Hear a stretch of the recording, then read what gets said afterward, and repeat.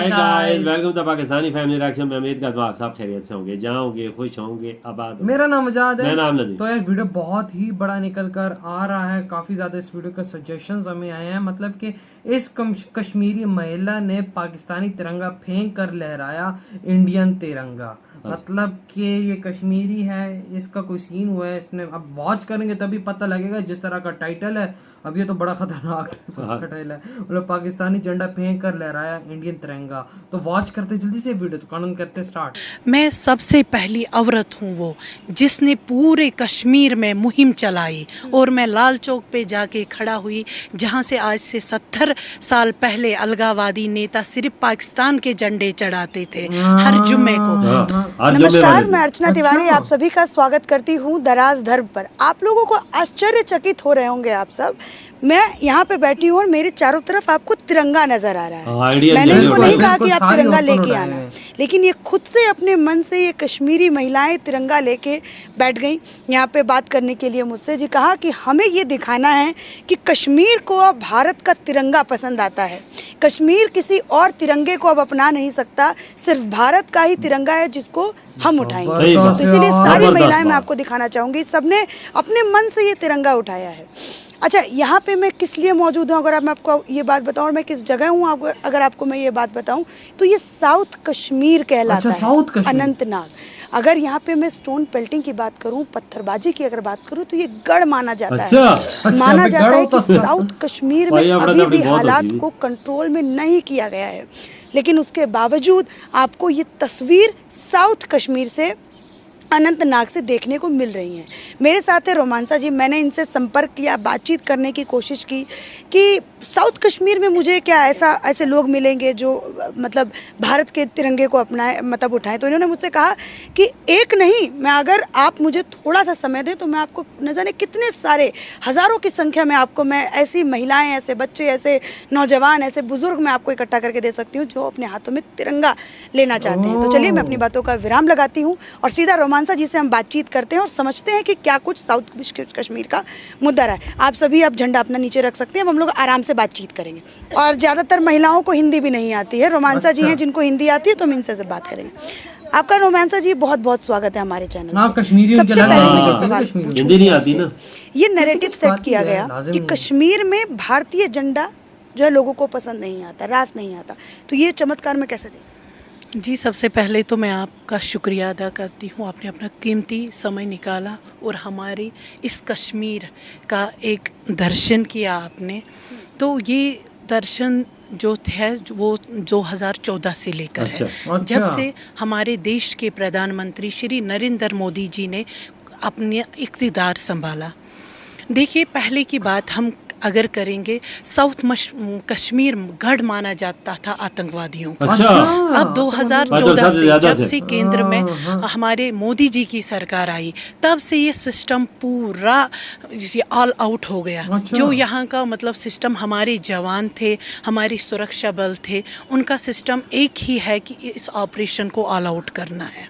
अब रही बात 2019 के बाद, 2000 जब से आर्टिकल यहाँ से हट गया, तब से लेकर ये नया कश्मीर बन गया। अब आप देखोगे हर घर, हर नगर में यहाँ पे तिरंगा है। लोगों का एक माइंडसेट चेंज हो गया है। हर कोई इस तिरंगे को अपने कंधों पे लेकर चल रहा है, क्योंकि अब कश्मीर बदल गया है।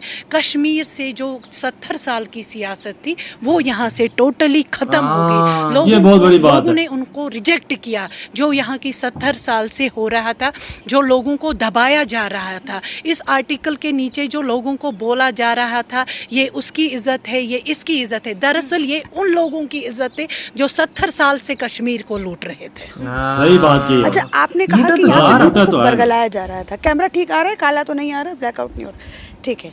तो आपने कहा कि लोगों को बरगलाया जा रहा था। मैं आपसे ये पूछना चाहती हूँ कि ये जो अलगाववादी नेता हैं जिनको नज़रबंद किया गया, जिनको आज भी ये नज़रबंद है, किस तरीके से आप लोगों को बरगलाते थे? आम कश्मीरियों को किस तरीके से बरगलाते थे? नहीं बोलते होंगे, देखिए, जो 2014 से सिस्टम है, वो जो अलगाववादी नेता है वो सब नज़रबंद है। अब कश्मीर में अलगावादी सिस्टम पूरा ठप हो चुका था। पहले 2014 से पहले अगर हम जाए, ये लोग आम जो कश्मीरी है, आम जो कश्मीरी गरीबों के बच्चे हैं, उनको वर्गलाते थे, उनको जहाद के नाम पे लेते थे। जहाद या वहाद यहाँ कुछ नहीं था। ये आम कश्मीरी गरीबों के बच्चे थे, उनको सड़क पे मरवाते थे और अपने बच्चों को विदेश भेजते थे पढ़ने। जब से मोदी जी इक़्तिदार में आए, सब माँ यहाँ पर जितने भी माए हैं, इनसे भी आप पूछ सकते हो, सब माओं के बच्चे सेफ हैं। ये बिल्कुल नरेंद्र मोदी जी का शुक्रिया करना चाहते हैं। जब से उन्होंने देश संभाला है, तब से इस देश के जो यूथ है वो भी संभल चुके हैं। आपने टीवी में या फिर आप ये कहीं सोशल मीडिया पे आपने ये सुना होगा कि कश्मीरी जो महिलाएं हैं वो नरेंद्र मोदी को, जो हमारे देश के प्रधानमंत्री हैं, उनको अपना भाई समझती हैं। अच्छा रोमांसा जी, मैं फिर आपके पास आऊँगी, लेकिन थोड़ा सा मैं अपने अगल बगल की औरतों से पूछूंगी, इनको हिंदी आती है? इनको समझ, किसी को यहाँ पे हिंदी समझ में आती है? आपको आती है हिंदी समझ? थोड़ा सा आप आगे आके मुझसे थोड़ा सा, मैं ही आ जाती हूँ। चलिए, अब कैसा महसूस करती हैं? सुरक्षित महसूस करती हैं? हाँ, बहुत अच्छी तरीके से महसूस कर रही है। पहले कैसा लगता था? पहले डर का माहौल रहता था? हाँ, इससे पहले डर का माहौल था, अब डर का माहौल खत्म हो चुका है। कैसा लगता था पहले? अगर मैं ये सुकून है ना जी। हटने से पहले, या फिर आप ये कहिए जब अलगाववाद अपने चरम पे था, पत्थरबाजी अपने चरम पे थी, आतंकवाद अपने चरम पे था, कैसा लगता? सब लोग डरते। अभी अगर आतंकवाद चरण पे होता तो ये रिपोर्टर कश्मीर में बैठ सही बात है, सब लोग डरते हैं अपनी घरों में बैठे उस टाइम। तो आज कोई नहीं डरता, आज सब खुल के बाहर निकलते हैं, खुल के बाहर सब लोग आते हैं। अच्छा, आप लोगों का तिरंगा उठाने का जो सफ़र है, आज आप अपने हाथ में तिरंगा उठा रही हैं, फक्र से तिरंगा उठा रही हैं, क्या आज से 3 साल पहले या फिर 2014 से पहले, 3 साल पहले ही आप ले लीजिए, तब 370 हटाया गया, उससे पहले आप इतने ही फक्र से तिरंगा उठा पाती? ना, उससे पहले नहीं, हमने कभी उठाया नहीं है उससे पहले। तो आज जब से मोदी जी की सरकार आई है, तब से हम सब लोग कुछ के गरीब आवाम के लिए भी बहुत फ़ायदे मिले हैं। जैसे कि गैस मिला है, कि ये चावल मिले हैं, सब कुछ गरीबों के लिए अच्छे काम किया। वो राशन कार्ड आया गरीबों के लिए। मतलब अच्छा, मैं आपको एक और बात बताना चाहती हूँ कि जब 370 यहाँ से हटाया गया 3 साल पहले, तो यहाँ पे जो केंद्र से डायरेक्ट यहाँ पे योजनाएं आती। अच्छा, अब मैं योजनाओं के बारे में आप लोगों को मैं यहाँ के लोकल कश्मीरियों से बताती हूँ। अच्छा रोमांसा जी, एक बात बताइए, ये जो स्कीम आती है, चाहे उज्ज्वला योजना हो जाए, प्रधानमंत्री आवास योजना हो जाए, और बहुत सारी केंद्र से योजनाएं जो आप लोगों तक पहुंचती थी, क्या 370 हटने से पहले आप लोगों तक वो योजना पहुंचती थी? नहीं, कभी भी नहीं। जो आम व्यक्ति था कश्मीर का, वो इन योजनाओं का मुंह ही नहीं देखता था। ना उसको पता था कि उज्ज्वला स्कीम क्या है, ना उसको पता था आयुष्मान भारत क्या है, ना उसको पता था बेटी बचाओ बेटी पढ़ाओ के बारे में, कौन ओल्ड एज पेंशन है, ये हमारी है। महिलाएं जो बुजुर्ग है, आप इनको भी बोलिए कि एक महीने के बाद इनको 1000 मिलता है, ये किसी पे बोझ नहीं बनती है। चाहे हमारी बेटियां देखती है, जिनकी शादी होती है, मैरिज असिस्टेंस उनको मिलता है। जब से मोदी जी की सरकार आई, यही योजनाओं के बल पर इस बार कश्मीर में कंवल का खिलना बहुत ज़रूरी है, और खिलेगा भी आसान से और अच्छी तरीके से। अगर मैं आप लोगों से ये पूछूं कि आप लोगों के शौहर, अगर मैं महिला वाली अगर बात करती हूँ, तो क्या उन लोग, अगर आप तिरंगा उठाती हैं या मान लीजिए मोदी जी की तारीफ़ करती हैं, तो क्या वो कुछ मतलब पीछे से कोई वो मतलब किसी तरह का ऑब्जेक्शन वगैरह? नहीं, यहाँ पर किसी को ऑब्जेक्शन नहीं है, क्योंकि ग्राउंड पे काम हुआ है। जो पिछले 70 सालों में नहीं हुआ, वो अब हर घर तक, हर व्यक्ति तक जो योजनाएं हैं वो पहुँच रही है भारत सरकार के द्वारा। आज बिल्कुल न घोटाला होता है, न कुछ होता है। आज की जो सरकार है वो बिल्कुल साफ सुथरी सरकार है। अच्छा, मैं आपसे रोमांसा जी ये पूछना चाहती हूँ, जब मैं आपसे ऑफ कैमरा बात कर रही हूँ तो आप मुझे ये बता रही थी कि आपने शायद 2019 में आपने पहली बार तिरंगा उठाया, तो वो क्या था, वो पूरा मुझे? जो ही यहाँ से आर्टिकल 5 अगस्त को उठ गया, तो हमारा इंडिपेंडेंस डे आ रहा है 15 अगस्त को। मैं सबसे पहली औरत हूँ वो जिसने पूरे कश्मीर में मुहिम चलाई, और मैं लाल चौक पे जाके खड़ा हुई, जहाँ से आज से 70 साल पहले अलगावादी नेता सिर्फ पाकिस्तान के झंडे चढ़ाते थे हर जुम्मे को। तो मैं वो लड़की हिम्मत की, वहाँ जाके तिरंगे को लहराया, और आज के डेट में वहाँ पे एक मतलब बन रहा है, जैसे लाल चौक में हमारा तिरंगा चल रहा है, वैसा काम वहाँ भी चल रहा है। बस आने वाले 15 अगस्त में इंशाल्लाह हम दूसरी बार वहाँ तिरंगा लहराएंगे। आपको डर नहीं लगा कि मतलब आप अकेली महिला हो करके इतना ज्यादा मतलब इतना जब अलगाववाद इतना चरम पे था, आतंकवाद इतना चरम पे था, तो आप जाकर के अकेली महिला जिन्होंने तिरंगा पकड़ा, डर नहीं लगा? नहीं, किस बात का डर है? हम हिंदुस्तान का खाते पीते हैं, सब कुछ हिंदुस्तान से आता है, तो डर किस बात का है? हम बिल्कुल इंडियन है, वी आर ऑल इंडियंस, डर किस बात का है? लेकिन यहाँ के जो नेता है महबूबा मुफ्ती, उन्होंने कहा था कि 370 हटेगा तो कोई झंडा उठाने वाला नहीं बैठे। अरे जब वो इख्तियार में थी हमारी महबूबा मुफ्ती साहिबा, वो कहती थी 98% हिंदुस्तानी है, 2% बाहर है। अब वो 2% जो बाहर है वो भी अब हमारे साथ है। जब वो उस टाइम पूरी प्योर इंडियन थी, आज क्यों वो इंडिया के खिलाफ है? ये सिर्फ ड्रामा है, लोग बहलाने फुसलाने का काम कर रहे हैं, अपना वोट बैंक इस्तेमाल करते हैं इस झंडे की आड़ में। सब उनका झंडा ग्रीन कलर का है, वो उसको इस्तेमाल करते हैं। लेकिन ये वो लोग कश्मीर का जो ये लोगों को गुमराह करते हैं, अब ये कश्मीरियों को गुमराह नहीं कर सकते हैं। उन लोगों को आप क्या कहिएगा जो पाकिस्तान का झंडा यहाँ पे फहराते हैं, जो पाकिस्तान परस्त लोग हैं, उन लोगों को आप क्या संदेश देना चाहेंगे? आप महिलाएं है ही नहीं, कोई किसी की हिम्मत ही नहीं है। जिस देश का प्रधानमंत्री श्री नरेंद्र मोदी जी है, कोई यहाँ कश्मीर में ऐसी हरकत कर सकता है पाकिस्तान का झंडा खड़ा कर? वो वक्त गुजर चुका है। इनकी जो सियासत थी वो खत्म हुई है। यहाँ पर ये लोग स्टोन पेल्टिंग करवाते थे, ये तिजारत को ठप करवाते थे, उसी दम पे अपनी सियासत लड़ते थे। लेकिन अब जो वक्त है, अब ना स्टोन पेल्टिंग है ना कुछ है, विकास हो रहा है, डेवलपमेंट हो रही है। हर माँ के बच्चे अपने अपने मतलब बिजनेस पे सेटल हो चुके हैं। ये इनको रास नहीं आता, ये कश्मीर को कभी सुधर नहीं देंगे। अब वो वक्त इनके हाथ से चला गया है। ये बोलते थे चाहे फारूक अब्दुल्ला साहब हो, चाहे महबूबा मुफ्ती हो, वो दिल्ली में एक बात करती थी, कश्मीर आके दूसरी बात करती थी।